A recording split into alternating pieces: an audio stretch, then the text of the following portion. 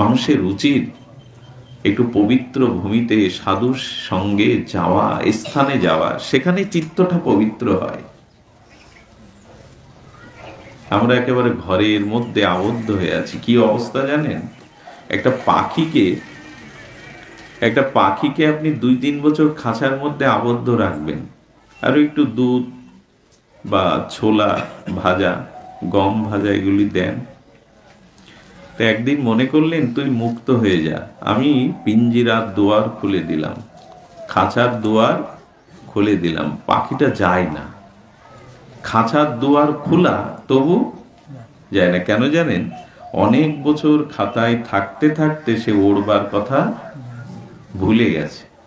খাঁচার দুয়ার খোলা, তবু সে ওড়বার কথাটা নীলা আকাশে বনাঞ্চলে ওই যে পাখা মেলে মুক্ত বিহঙ্গ উড়ে আনন্দ পাবে, এই আনন্দের কথাটাও ভুলেই গেছে। আর একটা কারণেও খাঁচা থেকে বেরোচ্ছে না, একটু পরে দুধ দেবে, দুটো ছোলা ভাজা দেবে। তো গোবিন্দ বললেন কি, সংসারটা একটা খাঁচা, তুমি অনেক জন্মে এখানে ওই আবদ্ধ হয়ে আছো। এখন ভগবান তোমাকে হরিনাম সাধু সঙ্গ দিয়ে একটু মুক্তির দুয়ার খুলে দিয়েছে, কিন্তু উড়বার বাসনা তুমি ভুলে গেছো, উঠতে চাইছো না তুমি। খাঁচার মধ্যেই রয়েছে আমরা, সেই সংসার সারা জীবন এই সংসার ভোগ বিলাস স্ত্রী পুত্র এদের নিয়েই কাটালাম। খাঁচার দুয়ার যে খোলা, সাধু সঙ্গ হরিনাম হরিকথার দুয়ার যে খোলা, ওই দুয়ার দিয়ে বেরোবার, ওই যে ভালো মন্দ খেয়ে পরে তো ভালোই আছে। একটা জিনিস বলি, আত্মাকে উপলব্ধি করা শ্রেয়, আর স্ত্রী পুত্র হেসে গেলে সংসার কাটানো হলো প্রেয়। কোনটা চাওয়া উচিত, প্রেয় না শ্রেয়? কিন্তু আমরা চাই তো প্রেয়। বেদ বলছেন দুটি জিনিস আছে, বেশ নীরব থাকবো, মনোরমা স্ত্রী পাবো, বিদ্বান পুত্র কন্যা পাবো, মেয়ের শ্বশুরালয় ভালো পাবো, আত্মীয় ভালো পাবো, এই তো বেশ কাটালাম। বলি এটা হলো প্রিয়, এগুলো প্রিয় লাগে। কিন্তু আত্মাকে জানা, ভগবানকে জানা হলো শ্রেয়। প্রিয় টিকে থাকে না, শ্রেয় টিকে থাকে। বুদ্ধি আমাদের কোনটা জানি না, আমরা প্রেয়টাই চাইছি, শ্রেয়টা। আর শ্রেয়টা চাওয়া মানে ভজন চাওয়া, শ্রেয়টা চাওয়া মানে ভজন চাওয়া। দেখুন, ঘুরে ফিরে ওই এক কথাই বারবার আসবে, যতদিন জীবন ভজনময় না হবে, ভগবত নামময় না হবে, শ্রবণ কীর্তনময় না হবে, ততদিন জীবনে কোনো শ্রেয় নেই, কোনো শ্রেয় নেই।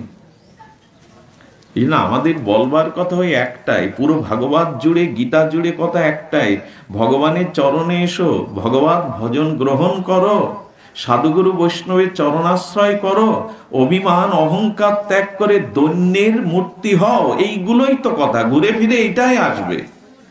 তো সেটা এত শুনলাম, এত জানলাম, ভজনে মন আসলো না।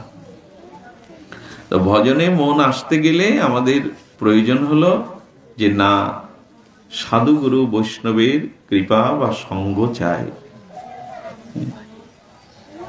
এই সঙ্গ পেলেই না জীবনে একটা পরিবর্তন আসবেই, সঙ্গের কৃপাতেই আসবে, হরিকথার করুণাতেই চিত্ত পরিবর্তন হবে।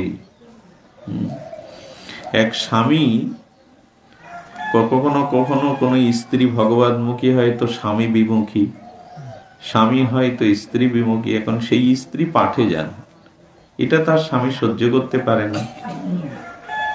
তো গ্রামে পাশে পাঠ হচ্ছে, তো তাকে হাত পায়ে ধরে সেদে সেবা টেবা করে বলছেন, একটু যাও না, হরিকথা বড় মিষ্টি লাগে। তো হচ্ছে মিষ্টি লাগে, যদি প্রমাণ না করতে পারো তাহলে কিন্তু আর অমুখ কোনোদিন হবে না, বলছো এত অনুরোধ করে হাত পায়ে ধরে, মিষ্টি লাগতে হবে। হরিকথা কিন্তু মিষ্টি না লাগলে আমি আর যাব না। এখন ওই অশ্রদ্ধায় গেছে, তো বারবার বলেছে, গেছে, গিয়ে বসেছে একদম পিছনে। আর ওর অভ্যাস হলো যেখানে একটু বসে ও ঘুম পায়, হা করে, কেউ কেউ ওই যে নিঃশ্বাস গাল দিয়ে ছাড়ে, তো হা করে ঘুম পায়। এখন পাঠ আর শুনবে কি, বইয়ের কথা রাখতে গিয়ে একটু বসেছে পেছনে, হা করে ঘুমাচ্ছে। তো পাঠক বলছেন, আচার্য বলছেন, এক মায়ের কোলে ছোট্ট শিশুর প্রস্রাব লেগেছে, লাগতেই পারে। মা বলছে, আমি উঠতে পারবো না, তুই যা। ও আর কি, ওর জ্ঞান আছে, ও সেই প্রস্রাবটা ওর মুখেই প্রায় করে দিয়েছে, ওই হা করে ঘুমাচ্ছে। ও তো করে চলে এসছে, ওর ঘুমের ঘোর ছিল বলে হরি কথাতে ওর নোনতাই লাগে, মিষ্টি কোথায়, তো বললো মিষ্টি। গিয়ে তো ঝাড় দেওয়া দিয়ে শুরু করেছে, জীবনে অমুক আমি হব না, তোমার এই সব কি ফালতু কথা, হরি কথা মধুর, হরি কথা মিষ্টি। তো বলে কয়ে বলছেন কি, তুমি কোথায় বসেছিলে, তোমার স্বভাব তো ঘুমানো। সবকিছু জানার পরে বলছেন, আমার একটা অনুরোধ, তুমি আমার সাথে একটু চলো, পাঠে একদিন আমার সাথে চলো। ওকে করেছে কি, নিয়ে গিয়ে সামনে বসিয়েছে। সামনে বসার পরে ওর অভ্যাস যাও তো করবে, কিছু কিছু মানুষ আছে এই অভ্যাসগুলো ত্যাগ করবেন। হরি কথা শুনতে আসলে মনটা শান্ত হয় তো ঘুম আসে, এগুলো নিয়ন্ত্রণ না করলে আপনার অভ্যাসে রূপান্তরিত হয়। কিরকম জানেন, 7 দিন পাঠ হলে একটা মানুষ পিলারের পাশে বসে, সে এসে যদি দেখে আর একজন বসেছে, বলে কি এই জায়গা তো আমি বসি, আমার তুমি সরে যাও। আচ্ছা, ও জায়গা কি ওর? ওই জায়গাটা কি ওর? বলে কেন জানেন, ওই যে 2-3 দিন বসেছে, ওর একটা অধিকার ওখানে এসে গেছে। তো মানুষের যা অভ্যাস হয় সেখানে অধিকার ফলায়। ঘুমানোর অভ্যাস যদি না ত্যাগ করতে পারেন, প্রতি পাঠে গিয়ে দেখবেন ওই একই অভ্যাস চলে আসছে। মানুষকে নিয়ন্ত্রণ করতে হয়। ও ঘুমাচ্ছে, স্ত্রী বলছে নোনতা লেগেছে, তো আজ যদি মিষ্টি না লাগে প্রভু, আর তো কোনোদিনও আসবে না। ওই হা করা অবস্থায় একটা প্রসাদী বাতাসা দিয়ে দিয়েছে ওর গালে। ঠাকুরের ওখানে বাতাসা দেয়, বাতাসা দিয়ে দিয়েছে। এখন ওই হা করে ঘুমাতে বাতাসা তো গলে যায়, যখন গলে মিষ্টি পাচ্ছে তখন বলছে তাই তো, এই কথাটা তো মিথ্যা না, আজ তো মিষ্টি লাগছে। দেখো তুমি যা বলেছিলে ঠিক তো, সেদিন আসলে আমি পেছনে বসেছিলাম তো ঠিকভাবে শুনতে পাইনি। তো মিষ্টি যখন লাগে তখন এর মধ্যে কিছু আছে। ধীরে ধীরে ঠাকুরের কাছে প্রার্থনায় পরিবর্তন হয়ে গেল। এই জন্য ঝগড়াঝাটি না করে, পরিবারে যদি 2 জন 2 মুখো থাকেন, উপায়টা বলে দিই। উপায়টা হলো, তাকে জোর করে ফেরাতে চেষ্টা করবেন না, হিতে বিপরীত হয়ে যাবে। দুটো কাজ হলো, তাকে মাঝে মাঝে সাধু সঙ্গে নিয়ে যান, একটু অনুরোধ করে, একটু কিছু প্রলোভন দেখিয়ে নিয়ে যান। যাওয়ার পরের কাজটা আর আপনার না। একদিন তার মনে এমন একটা ভালো লেগে যাবে হরিকথা, তখন তার আগ্রহটা, মিষ্টিটা লেগে যাবে। আর পরিবারে যদি কেউ উপদেশের পরে, অনুরোধের পরে আপনার পথে না আসে, তখন উপায় হলো ভগবানের কাছে কাতরভাবে চোখের জলে প্রার্থনা করুন তার জন্য, প্রভু ওকে এমন ঘটনা ঘটাও যাতে এই মুখ হয়। ওই প্রার্থনা কাজে লাগবে। প্রার্থনা কখনো বিফলে যায় না। প্রার্থনা করলে কি হবে জানেন, সে যদি নাও ফেরে, তবে আপনি একটা পথ পেয়ে যাবেন ভগবানের কৃপায়, আপনার পথ তৈরি হয়ে যাবে। এই জন্য কাতর ভাবে প্রার্থনা করতে হয়। কিন্তু জোর জবরদস্তি করে, জোর করে ভগবানমুখী করা আদৌ সম্ভব না, ওটা হিতে বিপরীত হয়ে যাবে। তাকে ভাগবতে আনুন, তাকে ভাগবতে নিয়ে আসুন, দেখবেন ভাগবতের মধ্যে দিয়ে তার একটা কল্যাণ আসবে। এই জন্য শাস্ত্রে বারবার বলছেন, বৈষ্ণব সঙ্গ, হরিকথায় মানুষের জীবনের পরিবর্তনের সব থেকে বড় একটা উপায়। যতদিন এই উপায় আমাদের জীবনে না আসছে, ততদিন আমাদের প্রকৃত কল্যাণ হওয়া সম্ভব নয়। আর বলবো কি দাদা, সারাধন জয় রাধে। এখানে 2টি শ্লোক আমরা একটু আবার আস্বাদন করি। শ্লোকটি হলো, পতিতং দুর্গতং দৃষ্টা বৈষ্ণবা লোক পাবনা। উপায় বলা হচ্ছে, খুব অপূর্ব শ্লোক। এটা হলো শ্রী চৈতন্য শতকম। এই গ্রন্থটি খুব ছোট, একটু সংগ্রহ করবেন। চৈতন্য শতকম, অদ্ভুত, ধনঞ্জয় এটা এনেছেন, তো অদ্ভুত গ্রন্থ। এখানে উপায় বলা হচ্ছে, পতিতং দুর্গতং দৃষ্টা বৈষ্ণব লোক পাবনা করৌ ধৃত্তা হরে নাম যাজন্তি কৃপায়া কলৌ। এর সরলার্থ হলো, কলিহত সংসার বন্ধনে আবদ্ধ ব্যক্তির দিগকে পতিত এবং দুর্গতিগ্রস্ত দেখিয়া গৌর কৃপাপ্রাপ্ত বৈষ্ণব সকল, সেই সকল লোকসময়ের কল্যাণার্থে তাদেরকে যেচে যেচে হরিকথা হরিনাম বিতরণ করবার জন্য দুয়ারে দুয়ারে ঘুরে বেড়ান, সেই বৈষ্ণবের শরণ নাও। কলিহত স্খলিত পতিত জীবকে করুণা করবার জন্য বৈষ্ণবগণ দুয়ারে দুয়ারে হরিনাম হরিকথা যাচনা করে ঘরে ঘরে দুয়ারে দুয়ারে ফিরেন। সেই তাদের সঙ্গ করো, তাদের কথা, তাদের হরিনাম গ্রহণ করো। এটাই হলো কলিহত দুর্দশাগ্রস্ত জীবের একমাত্র উপায়, একমাত্র উপায়। তো সেই উপায় গ্রহণ করবার জন্য একটা ছোট্ট নিবেদন করব। সেই নিবেদনটা দেখুন, আমরা কৃষ্ণ রাধা বলি না রাধা কৃষ্ণ বলি? গতকাল এই প্রসঙ্গে আলোচিত হয়েছিল, আপনাদের একটু এই কথা বিনিময় করি, ভাব বিনিময় করি। রাধা কৃষ্ণ বলা হয়, কিন্তু কৃষ্ণ রাধা বলা হয় না। এবং শুধু কৃষ্ণ না বলে আমরা শ্রীকৃষ্ণ বলি। এর কারণ হলো একটাই, কারণ হলো এই যে শ্রীকৃষ্ণ, ভগবান শ্রীকৃষ্ণর আগে যে শ্রী, এই শ্রীটাই হলো রাধা ঠাকুরানী।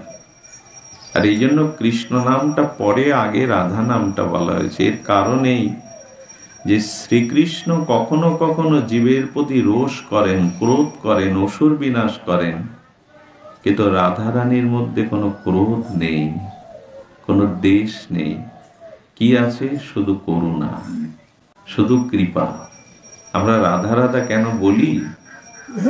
বলি এই কারণে যে শ্রীকৃষ্ণের মধ্যেও ক্রোধ আছে, রোষ আছে, দ্বেষ আছে, কিন্তু রাধারানীর মধ্যে ক্রোধ কি জিনিস সেটা রাধারানী জানেই না। কারণ যেখানে প্রেম থাকে সেখানে দ্বেষ বা হিংসা থাকে না। তো রাধারানী সাক্ষাৎ প্রেম, রাধারানী সাক্ষাৎ প্রেম। এই জন্য গোবিন্দ যখন জীবের প্রতি মাঝে মাঝে ক্রোধ করেন, যে এদের সম্পদ দিলাম, এদের বিবেক দিলাম, এদের ভারত ভূমিতে মনুষ্য জন্ম দিলাম, কিন্তু রাধে এরা ভজন করলো না, এরা ভগবতমুখী হলো না, এরা আত্ম উপলব্ধি করলো না, তাই মাঝে মাঝে মনে হয় আমি প্রলয় করে দিই, এদেরকে বিনাশ করি। করেছেন তো, রাম অবতারে কত রাক্ষস বিনাশ করেছেন না? কৃষ্ণ অবতারে জরাসন্ধ, শিশুপাল, কুরুক্ষেত্রের যুদ্ধে কতকে বধ করলেন। কিন্তু রাধারানী বললেন, কাদেরকে বধ করবে তুমি? আহা, কি করুণা রাধারানী! তুমি কাদের বধ করবে? কোন পিতার সন্তান যদি বিপদগামী হয়, সেটা তো পিতা এড়াতে পারে না, ক্রোধ করবে সন্তানের প্রতি। কি করে? ওরা তো তোমার সন্তান, ওরা তো তোমার অংশ, জীব, তুমি কেন ক্রোধ করবে? রাধে, আমি তো ওদের সুযোগ দিলাম, ভজনযোগ্য বিবেক, জ্ঞান, মনুষ্য জন্ম দিলাম, এই ভূমিতে জন্ম দিলাম, এত কিছু পেয়ে আমার ডাকলো না। আমি এই জন্য তো মাঝে মাঝে ক্রোধ করে অস্ত্র ধরি, এই জন্য অস্ত্র ধরি আমি। রাধারানী বললেন, না, দেখো, অসৎ পুত্র হতে পারে, অসৎ মা হতে পারে না। আমি তোমাকে বলছি, শোনো, তুমি যদি ওদের বিনাশ করো তোমারই কলঙ্ক হবে। তুমি যদি পিতা, তুমি যদি আশ্রয়, কি করতে হবে রাধা? তাহলে এক কাজ করো, তুমি আমার প্রেম, আমার করুণা নিয়ে জগতের জীবের কাছে যাও, আর অস্ত্র ধরবে না, কথা দাও, আর কাউকে বিনাশ করবে না, তোমার হাতে কোনো অস্ত্র ধরবে না, তুমি আমার প্রেমটা, আমার ভাবটা নিয়ে একবার জগতে যাও। সেই রাধা ভাব, রাধা কান্তি নিয়ে কৃষ্ণকে গৌর সাজিয়ে রাধারানী পাঠালেন। এবার অস্ত্র ধরবে না, এবার কাউকে বিনাশ করবে না, আমার প্রেমটা নিয়ে যাও, দাঁড়ে দাঁড়ে ভিখারির মতো সবাইকে প্রেম বিতরণ কর। এই জন্য গৌর অবতার এমন করুণার অবতার, এমন কারুণ্য অবতার, এমন দয়াল পৃথিবীতে কখনো আসেনি, আসবেও না। ভগবান কাঁদছেন জীবের জন্য, দুয়ারে দুয়ারে ভিক্ষা করছেন, একবার কৃষ্ণ বলো, একবার গৌর বলো। এটা রাধারানীরই কৃপা। কৃষ্ণ তো রাম হয়ে এসছেন, কৃষ্ণ নিজে এসছেন, জীবের প্রতি এরকম করুণা করেননি। কারণ রাধারানী করুণাটা কৃষ্ণকে দিয়ে বললেন, আমার প্রেমটা নিয়ে যাও। এবার কাউকে বধ করবে না, এবার অস্ত্র ধরবে না। মহাপ্রভুর হাতে অস্ত্র আছে কি? হাত তুলেছে। হাত তুলেছে কেন জানেন? হাত তুলেছে কেন জানেন? বলে, দেখো, হাত তুলে কোনো ব্যক্তিকে ডাকতে হয়। মানুষ যখন ডাকলে না শোনে, তখন হাত তোলে, ওগো শোনো, ওগো শোনো, জোর হওয়ার জন্য হাত তোলে, তোলে না? কোন ভগবান এরকম হাত তোলা নেই। নিতাই গৌরের কেন জানো? তোমরা অনেক জন্ম আমার দিকে ফেরোনি, তাই তোমাদের দুয়ারে সে হাত বাড়িয়ে ডাকছে, আমার দিকে ফেরো, আমার কাছে এসো। আমি প্রেম নিয়ে এসছি, আনন্দ নিয়ে এসছি, আমি ব্রজ প্রেম হরিনাম নিয়ে এসছি, আমার দিকে ফেরো। এত করুণায় ভগবান বিগলিত হয়ে এলেন, আমরা তার দিকে ফিরলাম না। সংসার সংসার করেই এই দেহ স্ত্রী পুত্র ভোগে মেতে থাকলাম। এতবার ডাকছেন, হ্যাঁ, জীব জাগো, জীব জাগো, কতবার ডাকছে। এই জন্য নিতাই চৈতন্য হরিনাম নিয়ে আমাদের দুয়ারে প্রেম এবে অস্ত্র না ধরিলা, প্রাণে কারো না মারিলা, চিত্ত শুদ্ধি করিল সবারে। এবার অস্ত্র ধরলেন না, প্রাণে কারো মারলেন না, সকলের চিত্ত শুদ্ধ করে দিচ্ছেন গৌর হরি। নিত্যানন্দের কি মার খাওয়া লাগে? কলসির খানায় রক্ত ঝরানো লাগে? নিত্যানন্দ যদি চায় তো জগাই মাদায় এক দৃষ্টিতে উদ্ধার হতে পারে, জগৎ উদ্ধার হতে পারে। নিতাই রক্ত ঝরিয়ে বললেন, এবার আমি লক্ষণ হয়ে আসিনি, আমি কথায় কথায় রেগে উঠতাম, এবার আমি বলরাম হয়ে আসিনি যে কথায় কথায় রাখবো, সেই বলরাম, সেই লক্ষণ। এবার নিতাই হয়ে বলছেন, মারো, আমার রক্ত ঝরাও, তবু হরি বলো, গৌর বলো। আমি এ যুগে প্রেম দিতে এসেছি, করুণা করতে এসেছি, আমি অস্ত্র ধরতে আসিনি। তীর ধনুক নাই লক্ষণের হাতে, যেমন লক্ষণই তো বলরাম, বলরামই তো নিতাই, তো তাদের হাতে অস্ত্র নেই কেন? বললেন, তোমাদের জন্য আমি রক্ত ঝরিয়ে প্রমাণ রেখে গেলাম, ঝরাও রক্ত, তবু প্রেম দিতে এসেছি, এবার প্রেম দেব। আমরা যদি বাদ পড়ে যায় না, বড় দুর্ভাগা আমরা। যদি নিতাই গৌরের এই প্রেম যুগে বাদ পড়ে যায়, আমাদের আর কেউ আশ্রয় দেবে না। এই কলিযুগে এত করুণা ভগবানের, কারণ রাধারানী নিজে ভাব নিয়ে এসছেন গৌর হয়ে। এবার আমি কাউকে প্রাণে বধ করবো না। এই জন্য আমাদের আশ্রয় গোবিন্দ, আর গোবিন্দর আশ্রয় রাধারানী। আমাদের আশ্রয় গোবিন্দ, গোবিন্দের আশ্রয় রাধারানী। আমরা আনন্দ পাই কৃষ্ণের কাছ থেকে, কিন্তু কৃষ্ণ আনন্দিত হন রাধারানীর কাছ থেকে। কৃষ্ণের ক্রোধ আছে, রাগ আছে, রাধারানীর নেই। রাধারানীর প্রেম আর প্রেম। ওনার প্রেম না থাকলেই হয়। রাধারানী যাচ্ছেন রাধা কুণ্ডের রহলীলায় যাচ্ছেন, যেতে যেতে রাধারানীর পায়ে বেঁধে গেল একটা শিবা। শিবা মানে মৃত শৃগাল। রাখালদের বাছুরগুলো জ্বালাতন করছিল, পাছুনি দিয়ে মাথায় মেরেছে, শৃগালটা মরে পড়ে আছে, রাধারানীর পায়ে লেগে গেছে। রাধারানীর পায়ে লাগলে ললিতাকে বলছে, ললিতা দেখ তো আমার পায়ে বিঁধে গেল কি? বলে, রাধারানী তোমাকে এখন স্নান করতে হবে, ও তো একটা মৃত শৃগাল পড়ে আছে। রাধারানী হেসে বললেন, আমার পা যার গায়ে লাগে সে কি শৃগাল হতে পারে রে? কি করুণা দেখুন না, আমার চরণ যার গায়ে লাগলো সে কি শৃগাল হতে পারে? তাকিয়ে দেখ, আমার কোনো সখী শুয়ে আছে। যেই মুখ দিয়ে বলেছেন, শৃগালটা সখী রূপে ওখানেই আর পড়ে আছেন। মানে শৃগাল, মৃত শৃগাল রাধারানীর চরণে স্পর্শে। রামচন্দ্রের চরণে যদি পাথর মানবী হয়, অহল্যা পাথর থেকে মানবী হয়, তো রাধারানীর চরণ তো অনেক উপরে। যে কৃষ্ণ রাধারানীর চরণ প্রার্থনা করেন, বুকে জড়িয়ে ধরেন, মস্তকে নেন, সেই চরণের ধুলির কি মহিমা দেখুন। ভগবানের চরণ ধুলির কি মহিমা দেখুন। কিবট যেদিন পার করবেন রামচন্দ্র সীতা লক্ষণকে, কিবট পার করেছিল না রামচন্দ্রকে বনবাসে যাওয়ার সময়, তখন বলছে, প্রভু তোমার চরণটা ধুয়ে আমি নৌকায় তুলবো, কারণ আমার নৌকায় পা দিলে যদি ওই অহল্যার মতো আরেকটা নারী হয়ে যায়, আমার নৌকা যদি মেয়ে ছেলে হয়ে যায়। শহর বুদ্ধি তো সরল। তখন রামচন্দ্র তখন বলছে, তাহলে ঠিক আছে, চরণ ধুলে ধুয়ে নাও। মানে ধুলির মহিমা দেখুন। হ্যাঁ, পার হওয়ার পরে কিবটকে বলছেন, তার চরণ ধুলির মহিমা দেখুন। রামচন্দ্র না চাইতেই নৌকাটা সোনা করে দিয়ে গেছিল। অভাবে আছিস, আমার চরণে তোর বিশ্বাস ছিল এই যে এই ধুলো লাগলে তোর নৌকাও মানবী হয়ে যেতে পারে, কিন্তু সোনার নৌকা মাধবকে করে দিয়ে গেল। পার হওয়ার পরে বলছেন, মাধব তো কিছু করি তো নেবে?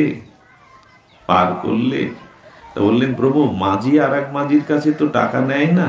তখন সীতার দিকে তাকিয়েছে, সীতা তোমার কাছে যে অলংকার আছে ওকে একটা দাও, ভগবান কিনা পার হয়েছে কিনা। অলংকার যখন খুলতে গেছে তখন মাকে বলছে, মা অলংকার আজ নেব না, কারণ এই প্রভুকে বলো, তুমি তো ভক্তি দেবী, ভক্তি জননী, প্রভুকে বলো আমাকেও যেন কিছু না নিয়েই পার করে দেয়, আমি আজ নেব না। আমি কিছু না দিতে পারলেও যেন আমাকে পার করে দেয়, কিছু পার করে দেয়। এর অর্থ কি জানেন? আপনাকে প্রভু পার করবেন, কিছু চাইবেন না, যদি এই দেহ নৌকাতে হৃদয়ে প্রভুকে পার করতে পারে, জনমটা পার করতে পারেন এই হৃদয় নৌকায় ভগবানকে বসিয়ে, আপনার কাছে উনি চাইবেন না। তো চৈতন্য দেবের করুণা, নিতাই চাঁদের করুণা, এই করুণার যুগে যেন বাদ না পড়ি। দেখুন সুখ অনেক হয়েছে, ভোগ অনেক হয়েছে, মান সম্মান, সুখ ভোগ, সংসার অনেক হয়েছে, এবার একটু ফিরুন। সময় তো কারো হাতে নাই। যে গতদিন বলছিলাম, আমাদের দিদি, আমাদের পাগল দাদার স্ত্রী, মানুষটাকে বড় এখানে আসলে মনে পড়ে, অনেক আগেই বুঝেছিল জিনিসটা, ভগবত ভজন করতে হবে, ইনি আমাদের থেকে অনেক আগে বুঝেছিলেন। তার মতো দশা তো আমাদের হতে পারে না, কালকে সময় পাবো এমন ভাবাটা ঠিক না। শরীর যে কোনো মুহূর্তে এই জরা ব্যাধি আক্রান্ত হতে পারে। আমি ওনার কাছে যখন গেলাম, উনি দেখে বিছানা থেকে অসুস্থ অবস্থায় প্রণাম করে বলছেন, প্রভু আপনাকে দেখে বড় ভালো লাগছে, যেন দামোদর মাস পালন করতে পারি, যেন একটু ভগবানের সেবা করতে পারি। সুযোগ তো দিল না তাকে, সুযোগ আমরাও পাবো না। এই যে অনেক হয়েছে, অনেক হয়েছে, পেছনেরটা এবার একটু ছেড়ে দিন। ভোগ সুখ রূপ যৌবন বিলাস অনেক হয়েছে, জন্মটা চলে যাচ্ছে, সময় চলে যাচ্ছে, আর পাওয়া যাবে না।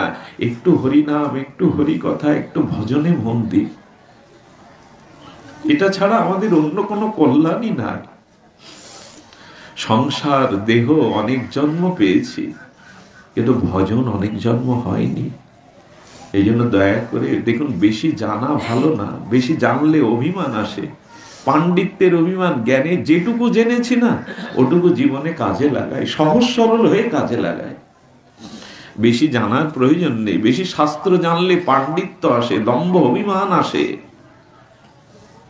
এই জন্য যেটুকু জেনেছি জানা, ওই বৈষ্ণব চরণ একটু ভগবানকে স্মরণ করা।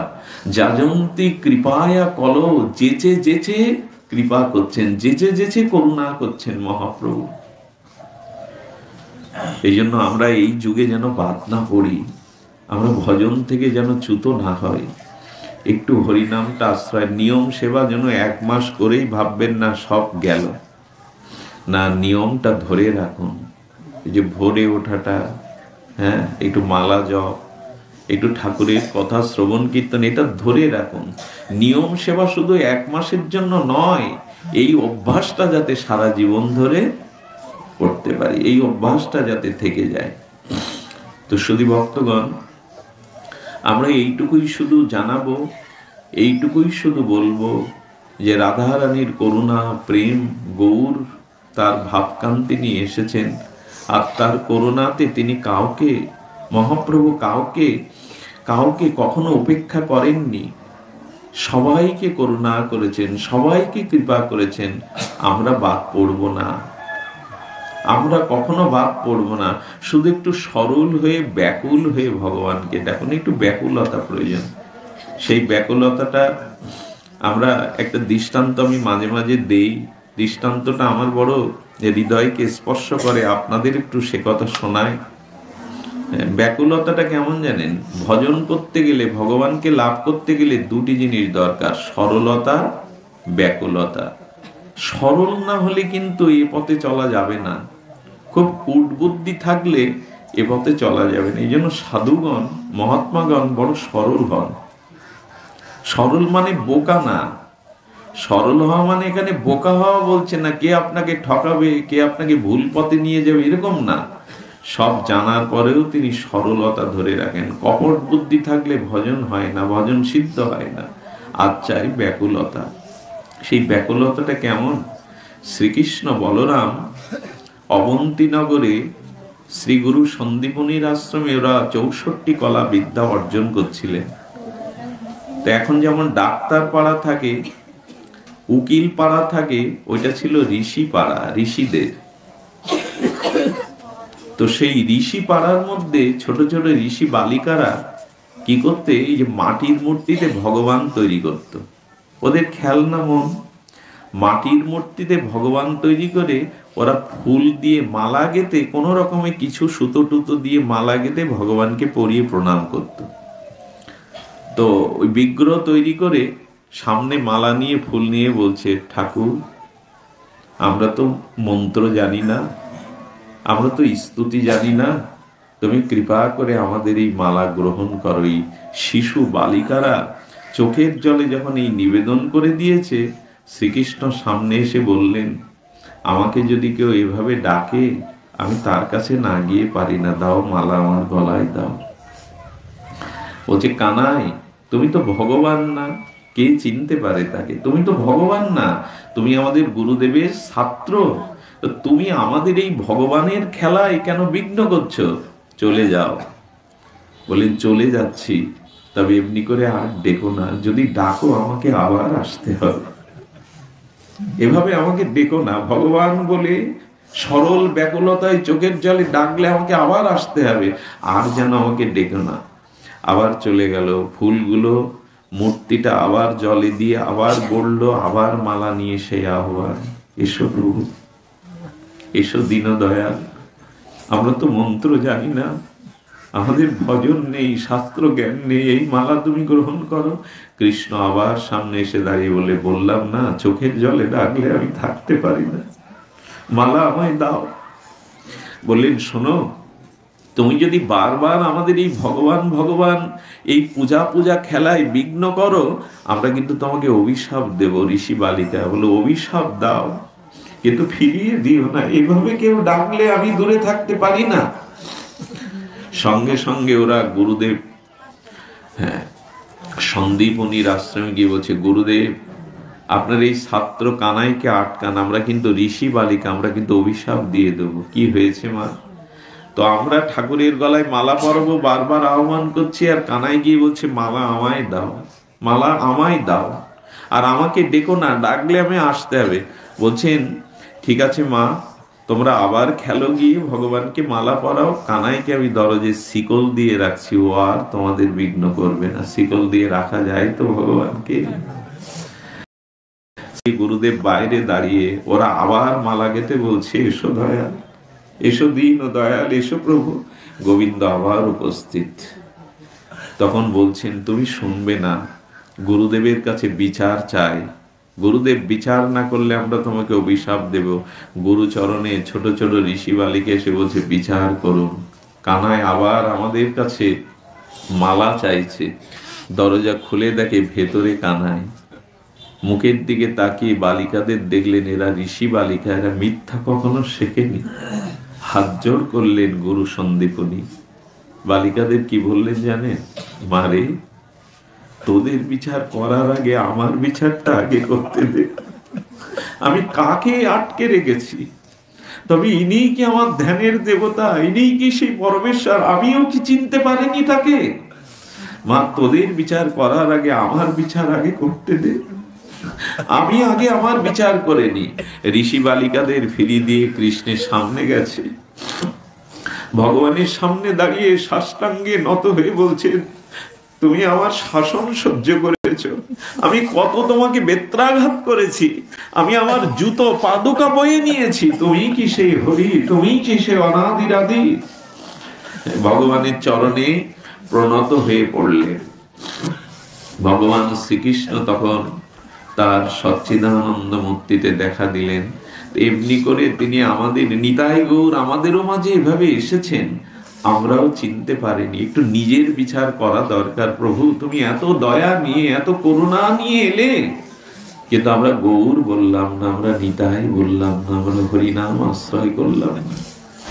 আপনাদের কাছে একটা নিবেদন করি, শেষ নিবেদন হলো যে আসুন জীবনের বাকি সময়টুকু ভজনে কাটায়, হরিকথা হরিনামে সাধু সঙ্গে কাটায়।